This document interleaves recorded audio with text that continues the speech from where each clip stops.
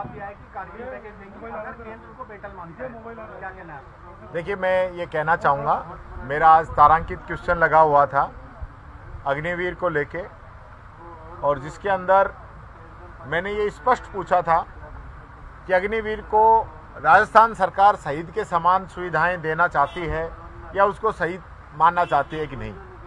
आज सरकार ने ये स्पष्ट कर दिया कि वो अग्निवीर को अलग से कोई सहायता नहीं देना चाहते। वो भारत सरकार अगर उसको शहीद मानेगी तो ही उसको सहायता देंगे। मैं ये कहना चाहूँगा, बड़ा संवेदनशील ये मुद्दा है, पूरे देश के अंदर इस पर चर्चा हुई है। पहली बात कि अग्निवीर को ही जिस प्रकार से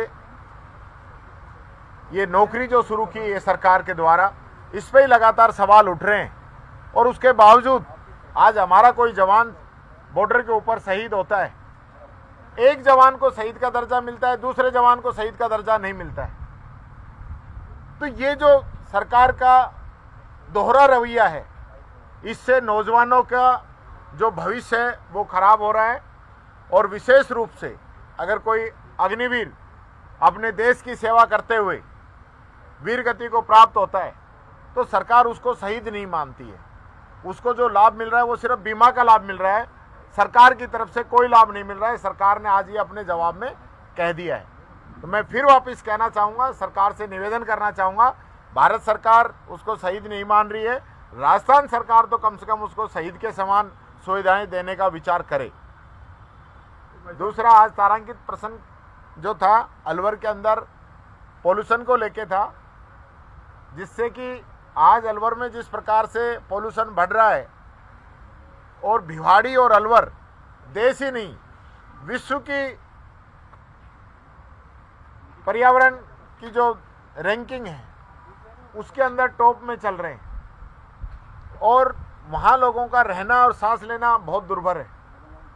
और सबसे बड़ी विडंबना मैं कहना चाहूँगा, एनसीआर से हम आते हैं, राजस्थान के पर्यावरण मंत्री भी अलवर से हैं और देश के वन और पर्यावरण मंत्री भी अलवर से हैं। उनके होने के बावजूद एनसीआर के अंदर कचरा जलाया जा रहा है।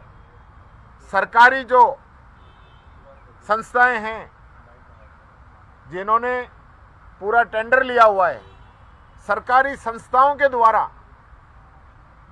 इन नियमों की अवहेलना की जा रही है, और सरकार के द्वारा उनके खिलाफ लिखने के बावजूद, क्योंकि मैं इस विषय में पूर्व में भी 2 बार सरकार को कह चुका हूं, उसके बावजूद उन संस्थानों पे कार्रवाई नहीं हो रही है।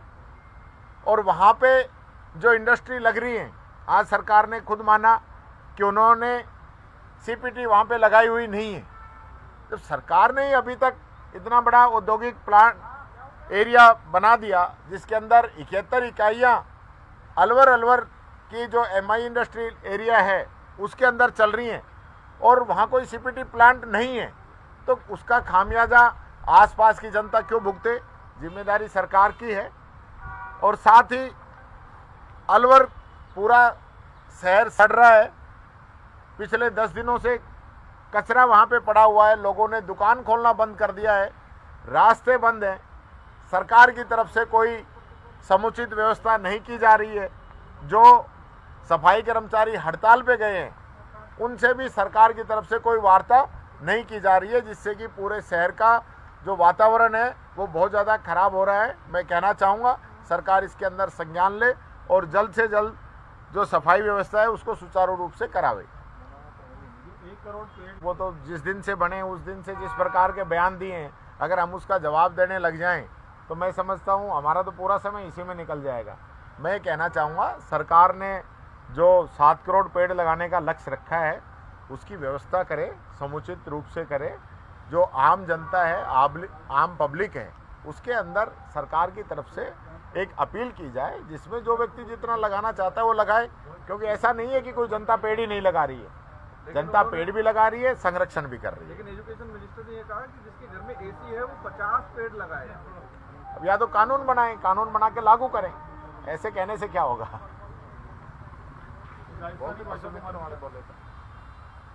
अभी उनसे मिलके आए। अच्छा।